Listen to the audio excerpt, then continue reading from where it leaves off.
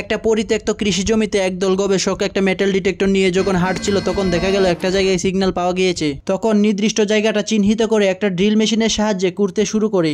Drill মেশিনের সাহায্যে 3-4টা গর্ত করে নির্দিষ্ট জায়গাটা চিহ্নিত করার জন্য আবার মেটাল ডিটেক্টর দিয়ে চেক করা হয়। আবার নির্দিষ্ট জায়গাটা শনাক্ত করার পর একটা কোদাল দিয়ে জায়গাটা কুড়াকুড়ি করতে শুরু করে। কুড়াকুড়ির এক পর্যায়ে একজন টিম মেম্বার বুঝতে পারে কি যেন একটা দেখা যাচ্ছে, তাই আবার মেটাল ডিটেক্টর দিয়ে চেক করে দেখে সেটাই কাঙ্ক্ষিত বস্তু।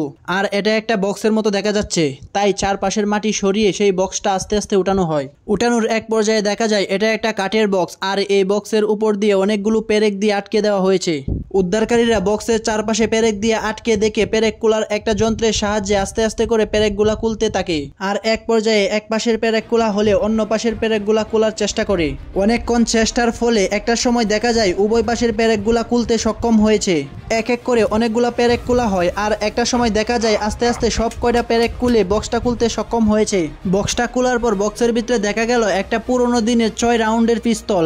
এই পিস্তলটা ছিল অনেক পুরনো এবং জং ধরা। তাছাড়াও আরো দেখা গেল 2টা ছোট ছোট সোনার বার এবং আরো 4টা অনেক বড় বড় সোনার বার। আপনারা হয়তো দেখে এতক্ষণে বুঝতে পেরেছেন এগুলা অনেক মূল্যবান। বন্ধুরা, আমি প্রতিদিন অনেক কষ্ট করে ভিডিও বানাই, কিন্তু আমার ভিডিওতে কেউ লাইক কমেন্ট শেয়ার কিছুই করে না। আপনাদের মধ্যে যারা যারা অনেক দয়ালু এবং ভালো মনের মানুষ, তারাই শুধু আমার ভিডিওটিতে একটি লাইক দিয়ে চ্যানেলটা সাবস্ক্রাইব করে দিয়ে যাবেন।